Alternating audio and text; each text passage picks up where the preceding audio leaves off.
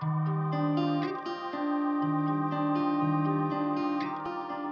ne dirais pas comme certains, j'écris depuis que ma tendre enfance. Non, c'est pas vrai du tout. D'ailleurs, si on m'avait dit, lorsque j'étais au lycée, ne serait-ce que cela, qu'un jour je deviendrais écrivain, je ne l'aurais pas cru. Parce que je n'étais pas particulièrement bon en français, par exemple. Je n'étais pas un grand lecteur non plus lorsque j'étais jeune. C'est venu comme ça, petit à petit. Et puis j'ai fait des études d'histoire-géographie, je suis devenu professeur d'histoire-géographie. Et c'est cela qui, je crois, m'a mis le pied à l'étrier, mais tardivement. J'ai commencé à écrire il y a 20 ans. Donc j'avais 45 ans, 46 ans. Pourquoi je me suis mis à écrire un jour des vacances de Noël 1995, oui c'est ça. Vacances de Noël 95, je m'en souviens bien. Je crois que je devais m'ennuyer ce jour-là, ou penser peut-être, non pas une reconversion, mais je m'étais dit, tiens, si je n'enseignais pas, qu'est-ce que je pourrais faire? Je m'étais lancé un petit défi en quelque sorte, et je ne me voyais pas faire autrement que de garder un stylo à la main. J'allais dire comme tout bon enseignant qui se respecte. Et je me suis mis à table en me disant, tiens, est-ce que tu serais capable d'écrire un roman? Et c'est parti de là. J'ai effectivement écrit un premier roman qui est toujours dans un tiroir de mon bureau à la maison, qui n'a jamais vu une maison d'édition, je ne l'ai jamais envoyé. J'en ai écrit un deuxième parce que je me suis dit, bon, ça ne veut rien dire, il faut au moins être capable d'en écrire un deuxième pour voir sur la durée. J'en ai écrit un deuxième qui est toujours encore dans un tiroir du bureau. Et le troisième a été le bon, j'ai jamais cessé d'écrire depuis. Et à raison de, en gros, un roman par an, puisque si je compte ces 2 premiers galops d'essai, j'en ai écrit, je viens de terminer le 19e. Et à un moment donné, je m'étais dit, ce serait bien d'en avoir fait 20 au moins. Comme les Rougon-Macquart d'Émile Zola, je crois il y a 20 tomes, il y a 20 volumes. Bon, j'espère aller au-delà de 20 maintenant.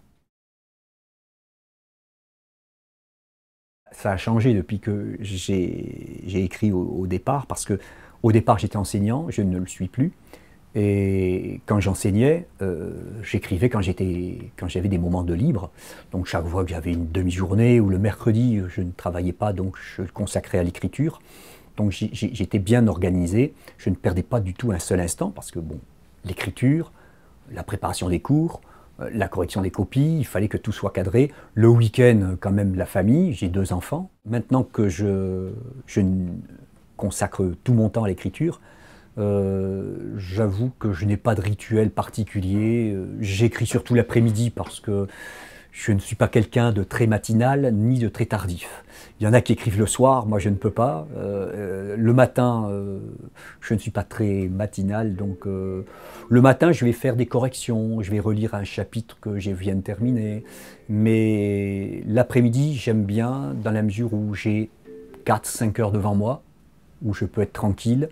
Et là, je me mets dans mon bureau, dans ma salle d'écriture de travail, et je me mets au travail. Enfin, au travail, c'est pas un travail pour moi, c'est un plaisir. Le jour où ça deviendra un travail, je crois que j'arrêterai d'écrire. Les grands auteurs qui m'ont marqué, ce sont les auteurs que j'ai découverts un peu tardivement, enfin tardivement, quand j'avais 16-20 ans, je veux dire, quand j'étais à la fin du lycée, au début de mes études, sont les auteurs du 19e siècle, peut-être ceux qu'on étudiait au lycée, je ne me souviens plus, sont les auteurs du 19e siècle, bon, des grands noms comme Zola, Maupassant, Hugo, certains, pas, je ne vais pas dire tout Hugo, Balzac, 2 ou 3 romans de Balzac, mais pas tout Balzac non plus, parce que Maupassant, oui, je l'ai dit. Et puis, alors au XXe siècle, il y en a beaucoup plus. J'ai beaucoup aimé, par exemple, les romans de Bazin, de Mauriac.